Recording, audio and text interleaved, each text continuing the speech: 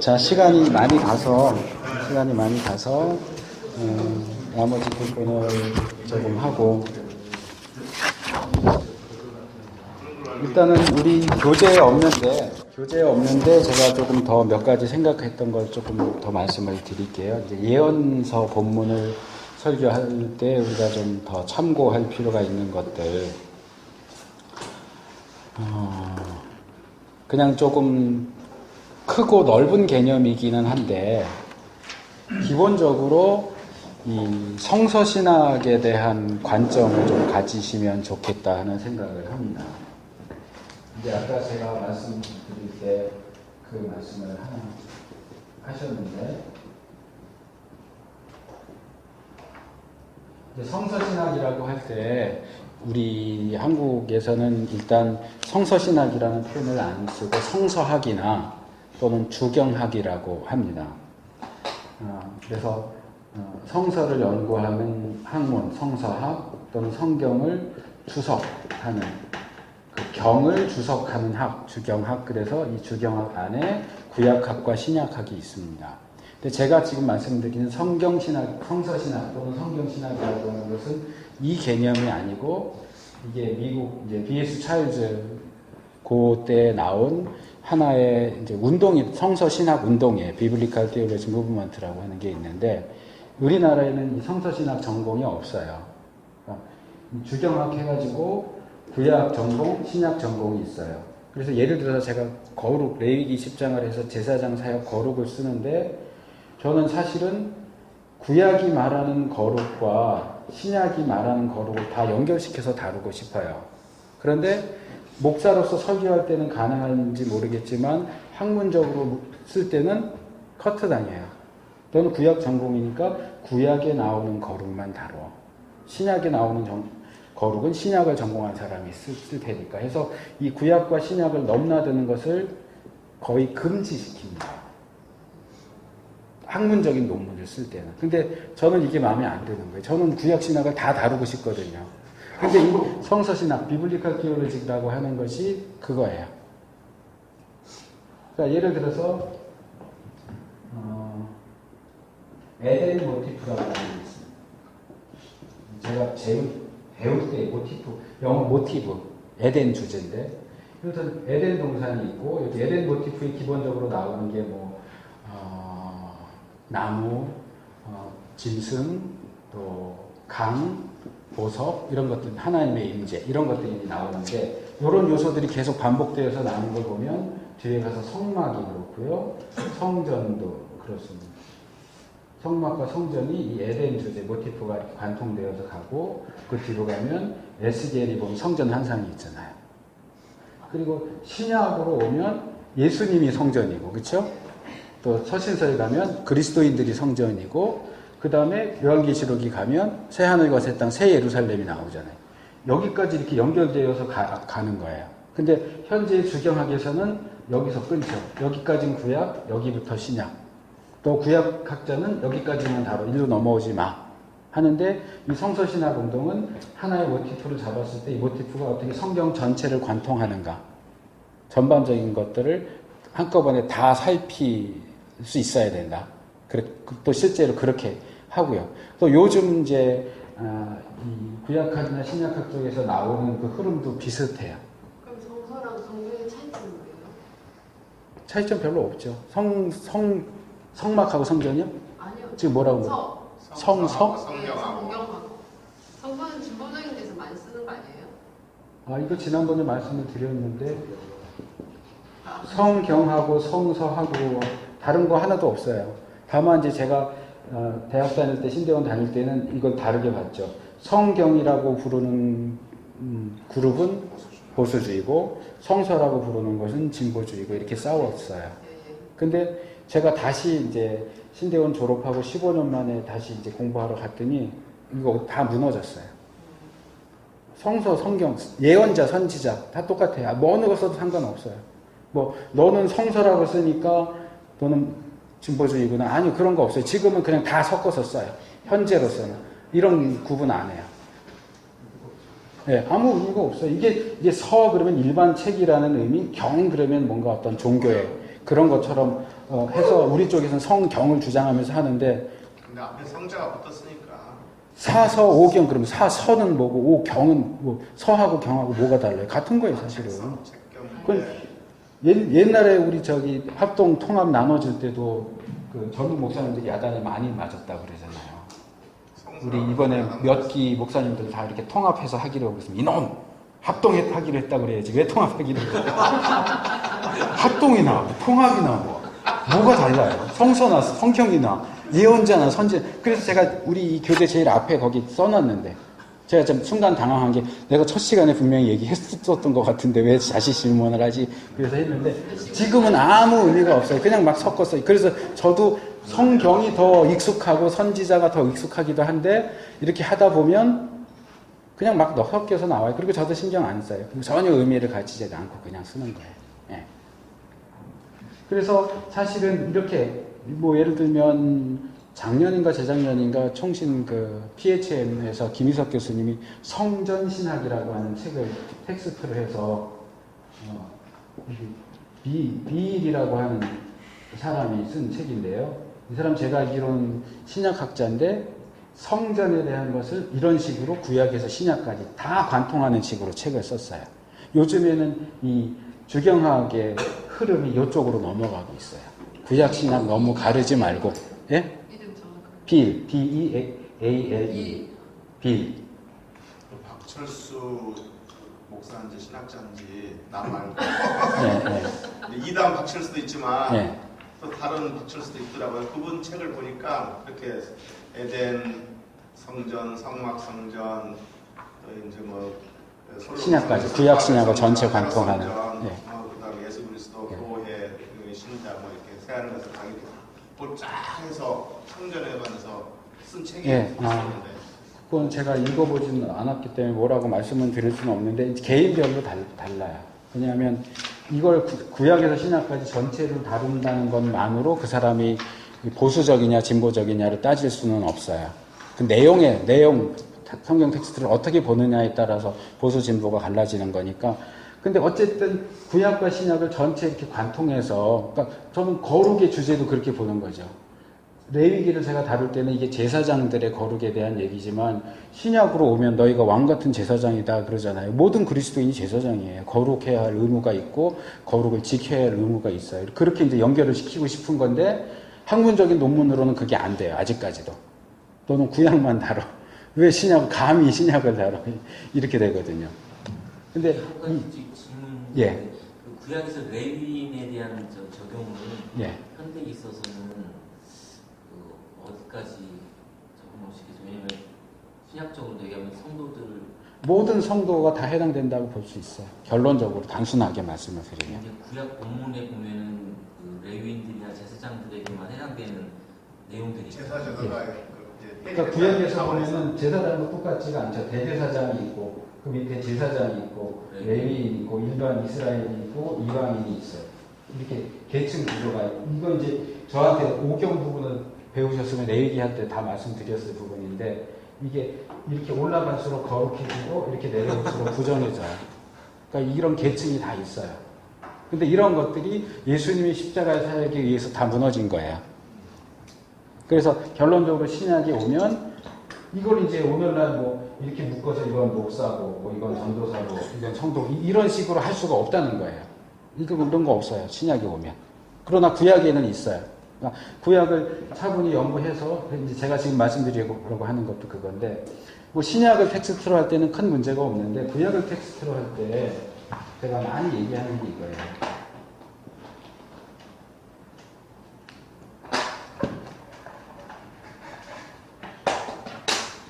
이게 계란처럼 올라가야 된다는 거예요.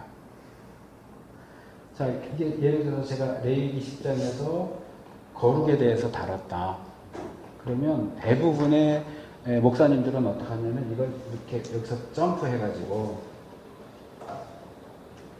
신약과 신약 이후에 우리의 거룩하고 이렇게 연결을 시킨단 말이에요. 근데 아니에요. 이 성경신학적인 부분을 다루면 일단 레위기 텍스트를 다루려면 그 다음에 한 단계 올라와서 이게 모세 오경에서 어떻게 사용됐는가. 그 다음에 이렇게 가서 구약에서는 어떻게 되는가. 그 다음에 이게 하나 더 만들어야 되는데 신구약 중간 시대는 어떻게 되는가. 그래서 그걸 거쳐서 신약에 오니까 어떻게 됐는가. 이런 것들을 추적하면서 살펴보는 것이 필요합니다. 그러니까 구약 예언이다. 예언서에 나오는 텍스트 어떤 예언이 하나가 있어요.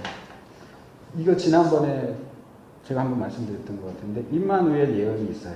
그럼 이사야서에 나오는 임마누엘 예언을 목사님들 설교할 때는 다 이렇게 와갖고 그냥 예수 그리스도 이렇게 얘기한단 말이에요.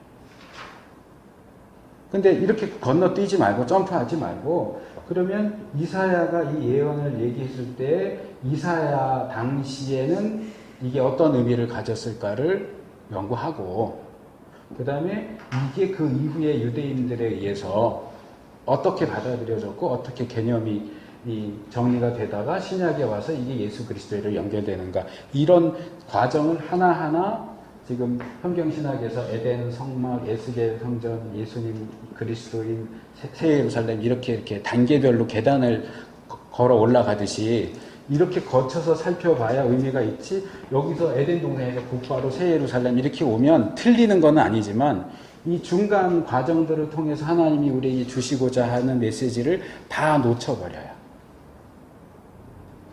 그러니까 이걸 하나씩 한 계단 한 계단 올라가는 훈련을 하셔야 돼요. 예언 같은 경우에 이제 더 중요한 것이 이제 예언이 주어지면 그 다음에 당연한 것은 성취죠. 예언의 성취. 근데 지난번에 말씀을 드렸지만 예언과 성취의 사이에도 이렇게 그냥 바로 오는 게 아니고 이게 예수님이 베들레헴에서 태어난다. 이건 그냥 한 번에 와요. 단회적 성취예요. 성취가 1회적인 것이 있고 2회 되는 게 있고 다중적으로 되는 게 있어요. 예를 들어서 다니엘서에 나오는 지난번에 제가 말씀드렸던 건데 거룩한 곳에 가증한 것이 서는 걸 보거든 하는 예언이 나와요. 이것의 일회적인 성취는 아마도 안티오코스 에피파네스 시대에 이루어졌어요. 그 다음에 근데 이 일회적인 성취가 이루어진다면 이걸로 끝이어야 되는데 그 이후에 또 예수님께서 마태복음 24장에서 이 예언을 또 하신단 말이에요.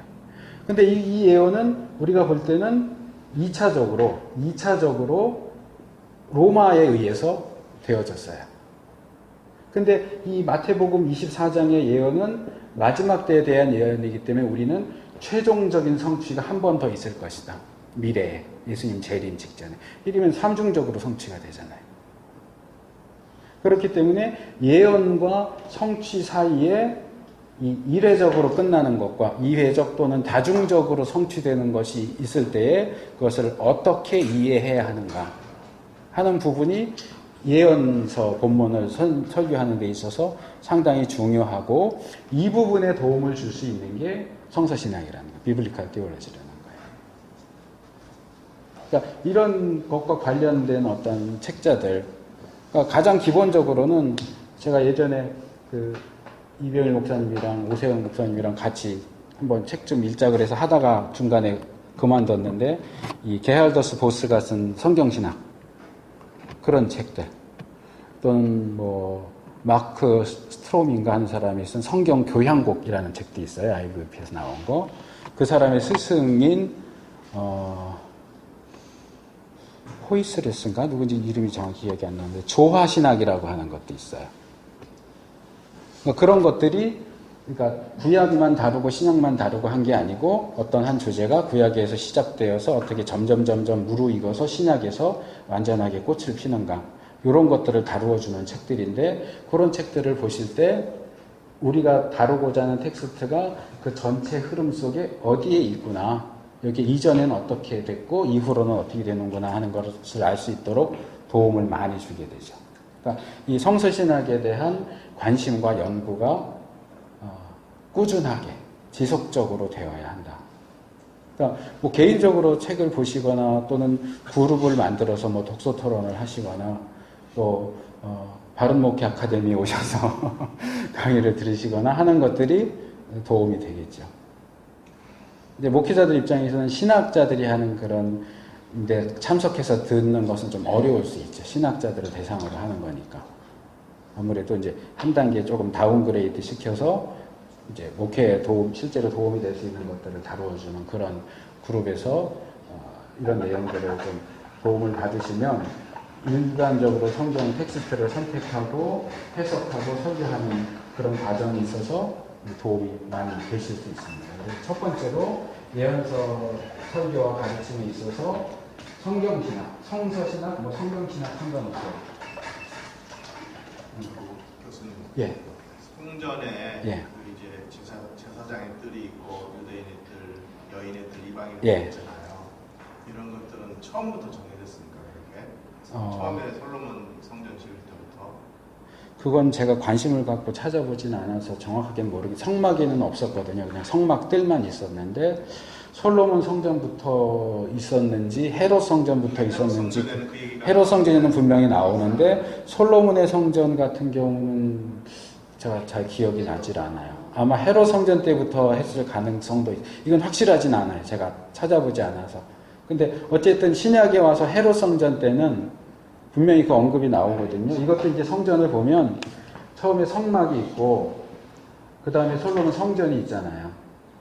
그래서 그러니까 솔로몬의 성전은 완전히 무너졌어요. 그래서 나중에 스룹바벨이 와서 이거 제1성전, 제2성전 또는 솔로몬 성전, 스룹바벨 성전 이렇게 하는데 그 다음에 신약에 나오는 것은 헤롯 성전인데 이 경우는 성전이 무너져서 다 재건을 하지만 이 경우는 무너지지 않아요.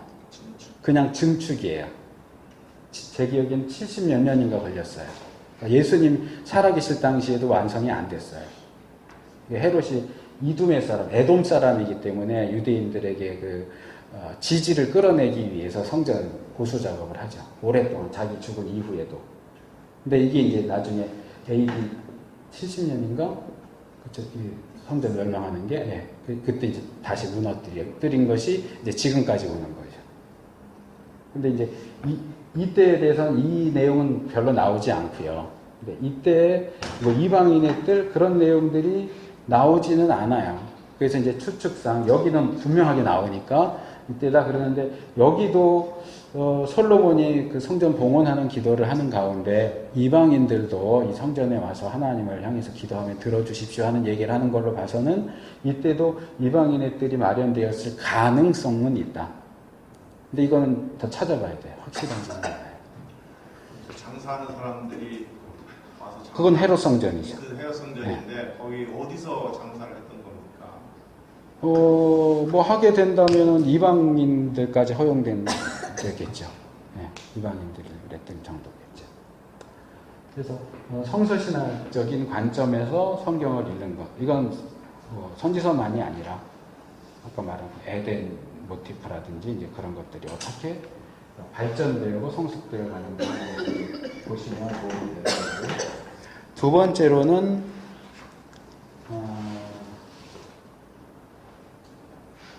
구약의 종말론하고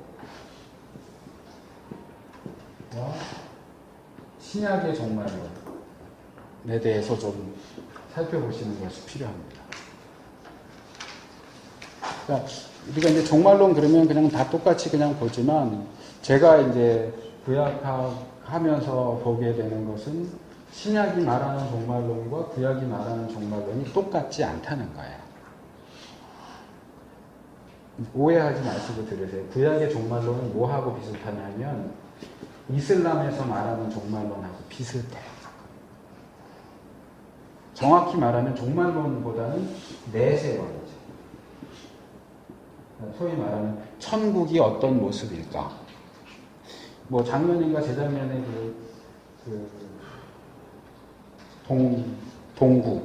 동유럽 쪽에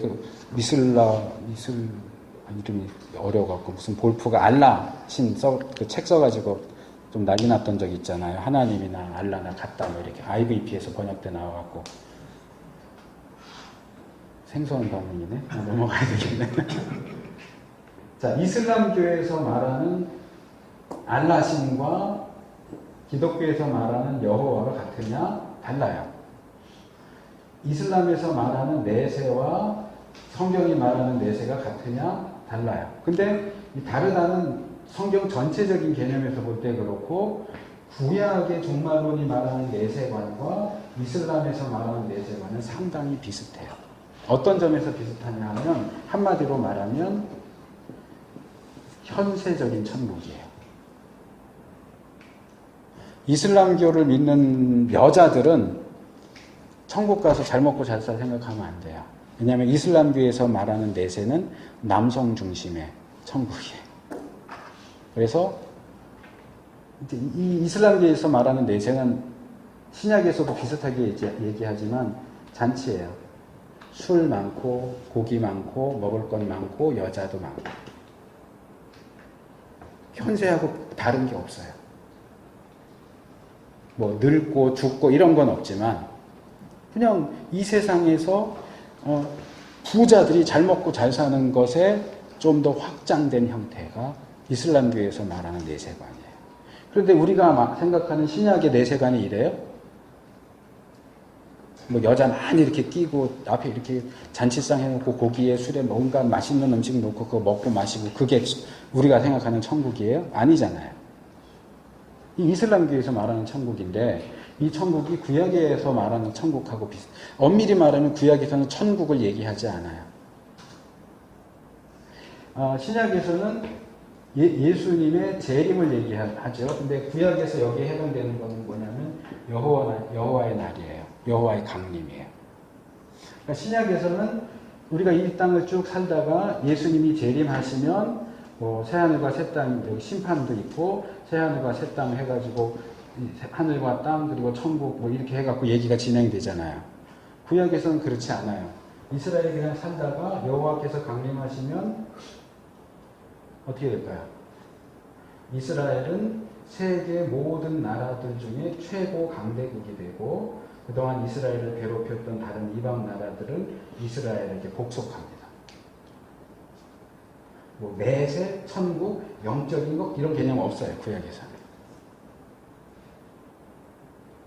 그래서 저하고 이제 대학 동기인 임용석 교수 지금 한세대 교수로 가 있는데 그 교수가 반게르멘 교수 밑에서 이사야로 박사 논문 받았는데 그 박사 논문이 뭐냐 하면 이사야서에 나타난 구원받은 이방인들의 위치가 뭐야?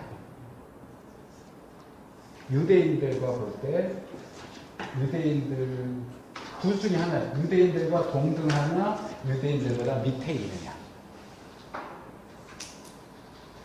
근데 구약 이런 부분들을 선지서에서 잘 보세요.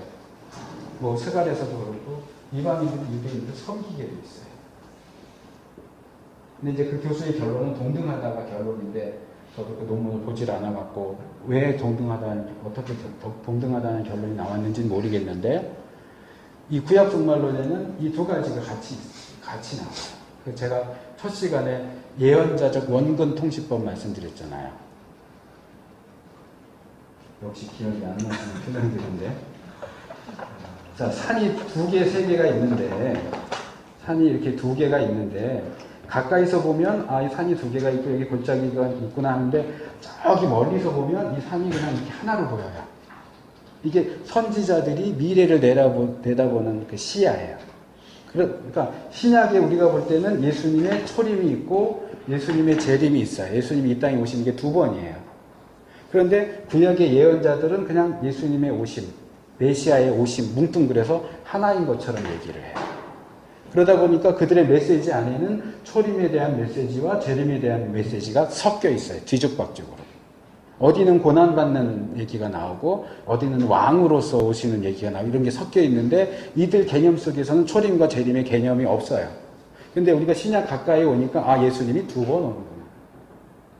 두 번 오는 걸 기준으로 해서 예언자들의 구약의 메시지를 보니까 요 부분은 초림에 대한 거고 요 부분은 재림에 대한 거구나 하고 구분이 가능하지 신약에서 다시 되돌아보지 않고 구약만 봐가지고서는 이게 어느 게 초림이고 어느 게 재림인지가 분간이 안 된단 말이에요. 왜?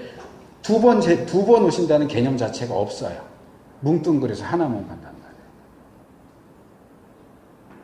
그래서 이런 개념 속에서 이 구원받은 이방인들의 입장에 대해서도 동일한 게 나타나는 거예요. 신약에서 보면 바울이 에베소서나 이런 데서 얘기할 때 이방인이나 유대인이나 구원받았다면 똑같아요. 근데 구약에서 볼 때는 똑같다는 부분만 나오는 게 아니고 다르다라는 부분도 나오는 거예요.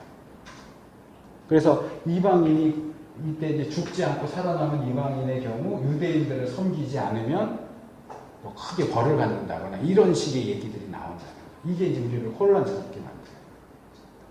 그러니까 요즘 이제 아직도 계속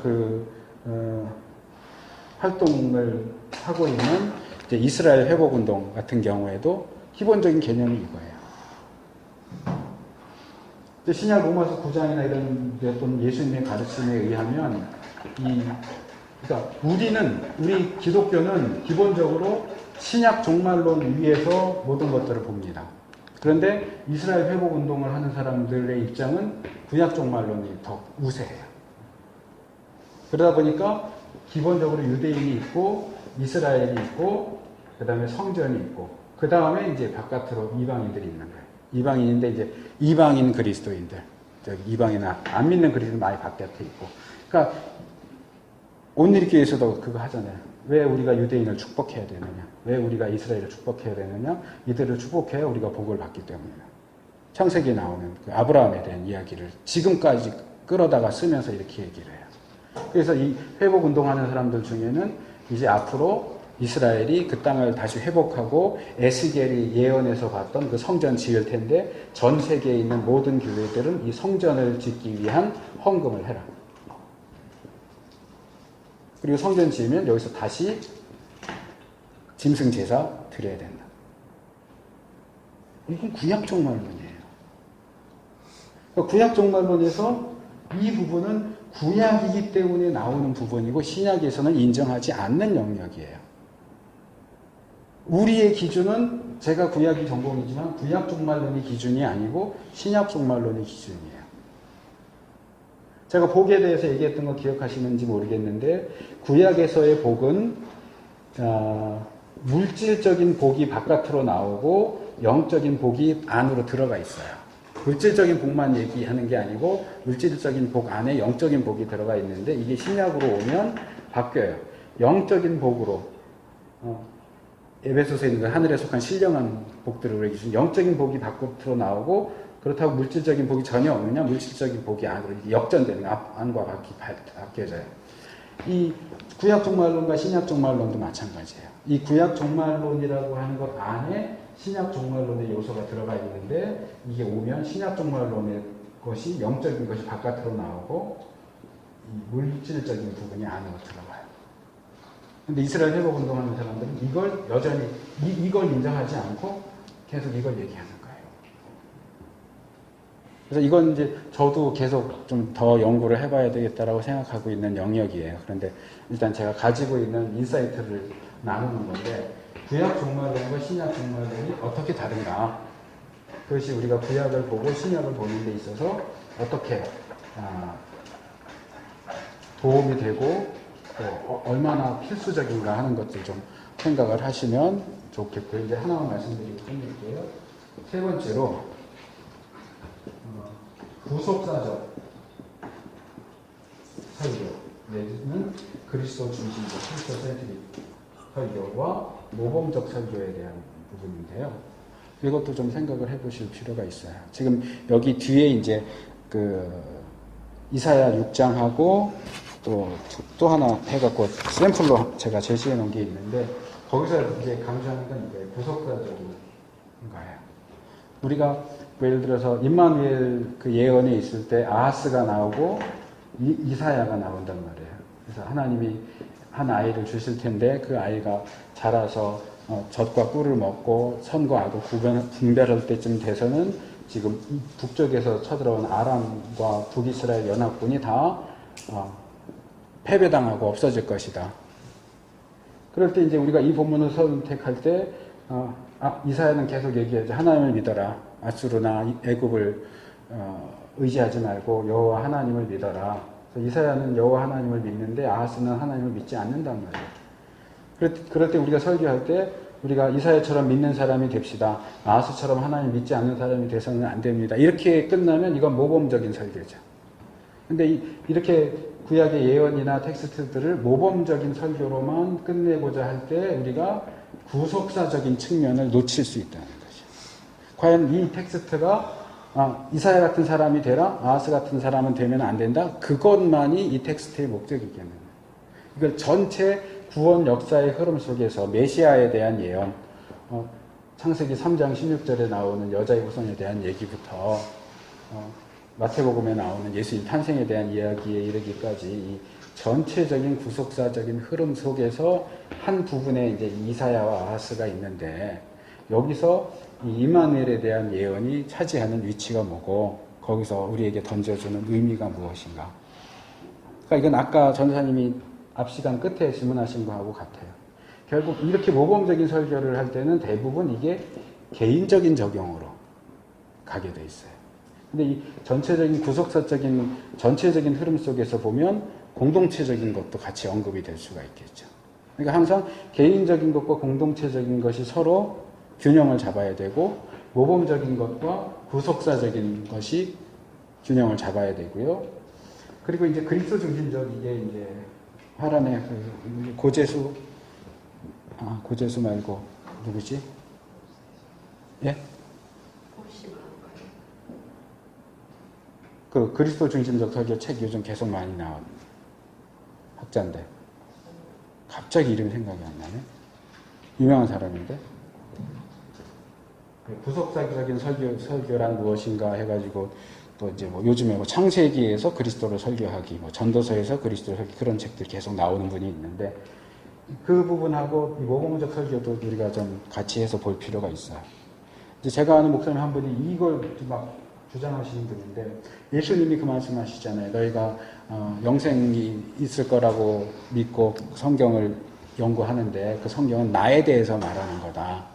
그 말씀하시잖아요. 모든 성경은 예수님에 대해서 얘기한다. 그래서 모든 텍스트에서 예수님을 얘기해야 된다. 이게 이제 그리스도 중심적 설교 주장하는 사람들이 하는 얘기인데 아니요. 이건 우리가 모든 텍스트가 예수님에 대해서 얘기한다는 것은 전반적이고 일반적인 측면에서는 오케이지만 보다 구체적으로 들어가서는 안 오케이예요.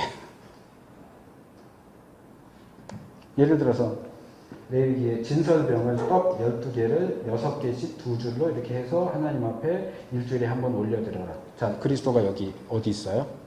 이렇게 얘기해서 이 떡이 그리스도야. 생명의 떡, 나는 생명의 떡임. 이런 식으로 하는데 구약의 모든 텍스트가 다 예수님하고 연결시킬 수 있는 건 아니에요. 전반적으로 볼 때 예수님을 가리킨다고는 볼 수 있겠지만 그것을 실제적으로 적용해서 구약 모든 텍스트, 선지서의 모든 예언이 다 예수님에 대한 예언이다. 아니요, 그렇지 않아요. 예수님에 대한 예언도 있지만 아닌 것도 있어요. 그래서 우리가 때로는 제가 지금 구속사적 설교와 연결시킬 때는 모범적인 설교가 불충분하다라고 말씀드리지만 그리스도 중심적인 설교와 연결시켜서 말할 때는 모범적인 설교도 어느 정도 필요하다. 맞습니다.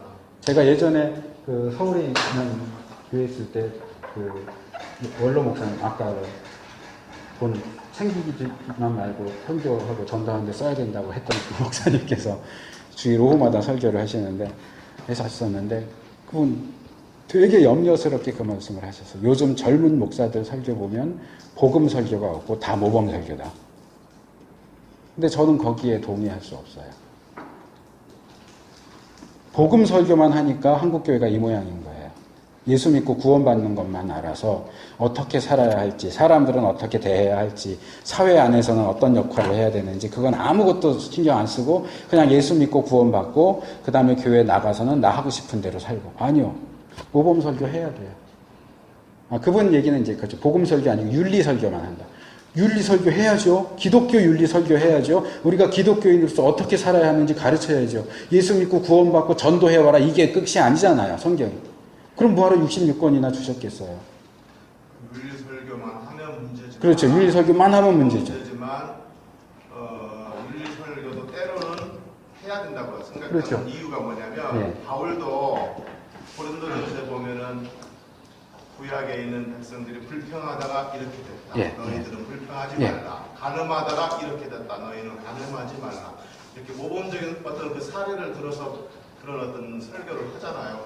바울도. 예. 예. 그래서 때로는 필요하다면 윤리 설교도 해야 되고 모범적 설교도 해야 되고. 그러니까 복음 설교와 윤리 설교는 서로 대립되는 개념이 아니고 서로 보충해 주는 개념으로 생각을 해야 돼요. 과거에 우리 1세대 목사님들은 너무 복음 설교만 했어요. 왜? 살기 어려우니까. 죽은 다음에 천국 간다. 그 제가 아까 소개한 그 박영선 목사님 구원 그 이후라고 하는 책 서문을 보면 제가 처음부터 거기에 꽉 꽂혔던 게 제가 그랬거든요. 제가 모태신앙으로 자라서 교회에서 자랄 때 늘 들은 게 그거 예수 믿고 구원받아라. 그러면 예수 믿고서 구원받고 예수님 오셔서 천국 가는 이 사이는 어떻게 살아야 되느냐. 이 얘기가 하나도 안 된다는 거죠. 그분도 기본적인 게 여기에 관심이 있어서 이제 박영선 목사님 할 때 보통 성화설교 대표적으로 그분의 특징은 성화설교 얘기하잖아요. 이 부분이 성화에 대한 얘기고 그게 윤리잖아요. 이걸 교회가 안 가르쳐왔고 복음만 얘기 예수 믿고 구원받고 천국 가는 것만 얘기하니까 정작 우리가 이 땅에 살면 30년, 40년, 50년, 60년을 살아야 되는데 그 기간도 예수 믿고 구원받고만 가지고는 안 된다는 거죠. 그래서 거기서 이분이 예를 드는 게 새벽기도 열심히 나와서 한 번도 빠지지 않고 기도하시는 권사님이 새벽기도 끝나고 집에 갈 때는 남의 밭에서 무 뽑아가지고 내 며느라 반찬 내라. 기도하는 데 있어서는 복음 설교는 되는데 윤리가 안 되는 거예요. 가면서 남의 집 못 뽑는 건 전혀 문제가 된다고 생각하지 않아요. 윤리에 대한 부분이 없는 거예요. 그러니까 믿는 사람들이 욕 먹는 거예요. 그렇게 열심히 복음 전하면서 예수 믿어야 구원받는다고 하는데 삶은 엉망진창이거든요. 근데 이 삶이 엉망진창일 수 있는 밖에 없는 게 교회에서 이것에 대한 가르침이 안 주어진다는 거죠. 늘 예수 믿어야 된다. 교회 열심히 나와야 된다. 전도 열심히 해라. 봉사 열심히 해라. 뭐 이런 것만 하고 맨날 교회에 나오는 것만 얘기하지. 나가서 어떻게 살아야 하는지, 직장에서 어떻게 해야 하는지, 이웃과의 사이에서 어떻게 해야 하는지, 자녀 교육을 어떻게 해야지 하는지, 뭘 먹고 뭘 먹지 말아야 하는지, 어딜 가고 어딜 가지 말아야 하는지에 대한 얘기를 복음에 근거한 윤리, 우리가 구원받았기 때문에 어떻게 살아야 하는지에 대한 얘기가 전혀 안 된다는 거예요. 그래도 요즘 젊은 분들은 많이 그래도 여기 하는데 또 지금 말씀하신 것처럼 너무 또 윤리에 치우치느라고 복음이 또 너무 힘이 되시면 안 되죠. 이 두 개가 같이 가야죠. 복음 설교와 그리스도 중심적 설교도 같이 가야 되고 구속사적인 설교도 복음적인 설교와 같이 가야 돼요. 그래서 이 텍스트를 통해서 이 전반적인 그러니까 이건 사실은 선지서만 관련된 건 아닌데 이 두 개 성서 신학하고 이 설교에 대한 부분은 전체 다 얘기하는 거고 특별히 이 선지서의 경우는 구약 종말론과 신약 종말론이 같지 않다. 다른 측면이 있기 때문에 그 부분을 분별해 가면서 본문을 읽고 가르치고 설교하는 것이 필요하다. 구속사적 설교하고 그리스도 중심적 설교하고 다른 일반적으로는요 같은 걸로 봐요. 같은 걸로 보는데 왜냐하면 이 구속사적이라고 하는 것이 말 그대로 우리를 구원하기 위한 역사잖아요. 구원의 역사잖아요. 그리고 이 구원의 역사의 중심에는 늘 예수님을 빼놓고 얘기할 수가 없잖아요. 그래서 일반적으로는 구속사적인 설교와 그리스도 중심적인 설교를 같은 것으로 뭉뚱그려서 얘기를 하는데 제가 볼 때는 이게 꼭 똑같으냐? 제가 볼 때는 꼭 똑같지는 않아요. 물론 우리 구원의 중심은 그리스도이시긴 하지만 그래서 제가 나눠서 말씀을 드린 게 구속사적 설교는 하나님의 구원 역사의 흐름을 고려하면서 본문을 읽고 설교하자는 것이고 그리스도 중심적인 설교는 모든 본문에서 그리스도를 설교해야 된다. 이렇게 이제 특징을 따로 잡은 거예요. 근데 그렇게 특징을 잡을 때는 이 둘을 같은 걸로 보기는 어려워요. 아주 상관이 없는 건 아니지만 그래서 저는 여기에는 거의 동의를 하지만 여기에는 한 50% 그냥 반 정도만 표를 주고 싶어요. 제가 아까 떡 얘기를 들었지만 집을 지으면 옥상에 난간을 만들어라. 출애굽기에 나오는 거예요. 난간을 만들어야 누군가 옥상에서 하다가 떨어져서 죽었을 경우에 난간이 없으면 집주인이 책임져야 돼요. 그 떨어져 죽은 사람 죽음에 대해서. 난간을 만들었는데 떨어져 죽었으면 그건 떨어져 죽은 사람 책임이에요. 웅덩이를 깊이 팠으면 덮든지 표시를 해야 된다. 표시했는데도 누군가 그거 제가 한 중고등학교 때 많이 있었어요. 그 한강변에 마사토 채취하고 놔둬갖고 애들 많이 빠져 죽었잖아요. 딱 거기에 맞는 거예요. 이렇게 해놨는데 빠져 죽었으면 죽은 사람 책임. 근데 표시 안 하고 덮어놓지도 않아서 사람이 빠져 죽었으면 그 웅덩이 만든 사람 책임. 율법은 아주 세세한 부분까지 다뤄져요. 그러니까 거기서 그리스도 만들려면 얼마든지 뭐 갖다 붙이면 얼마든지 갖다 붙일 수는 있는데 억지스럽게 갖다 붙여가면서까지 그리스도 중심적인 설교를 해야 되느냐? 저는 거기에 동의하지 않아요. 그리스도를 얘기하는 본문에서 그리스도를 얘기하는 건 괜찮아요. 근데 그리스도가 없는 본문인데 그걸 억지로 막 그리스도와 연결시켜서 하겠다 하는 거는 그건 너무 지나치다는 거죠. 예, 혹시 뭐 더 질문하실 거는 있으시면 말씀하시고요. 아리아스라고 예? 아리아 예. 요지파를 찾아서 막 다닌다 이거. 아이 호프 얘기하시는 거죠? 네. 아이 이거 학교도 있고 그렇잖아요. 이거 저는 여기 동의하지 않습니다. 이것도 아까 말씀드린 그 이스라엘 회복운동하고 연결되는 단체거든요. 그리고 여기 학교도 미국의 학교도 있는데 여기에 그 학생들 개인 예언 기도도 해주고 뭐 그런 것들도 있고 그래요. 근데 저는 여기엔 동의하지 않아요. 우리가 잃어버린 열지파를 찾을 필요가 없고요. 지난번에 역사서 할 때도 말씀드렸지만 열지파 잊어버려지지도 않았어요. 잃어버려지지도 않았는데 뭘 그걸 또 찾는다고. 성경에는 이제 유다 멸망 이후에 회복만 나오기 때문에 유다 지파하고 뭐 베냐민 지파 이렇게만 회복된 걸로 보지만 다 거기가 다 그 땅 자기네들 사는 원래 그 동네고요. 그 안에서 왔다 갔다 했기 때문에 북이스라엘도 성경에 엄격하게 뭐 어느 지파 이렇게 나오지 않지만 역시 그 포로 회복될 때 대부분 돌아왔다고 생각이 되고요. 신약에 보면 그러면 신약에 다른 지파 나오면 안 돼요. 유다 지파하고 베냐민 지파 나오고 그 다음에 기껏해야 레위 지파만 나와야지 신약에 뭐 아셀 지파 이런 거 나오면 안 돼. 잃어버렸는데 어떻게 나와요? 근데 신약에 나온단 말이에요. 그 지파들이 실제로. 네.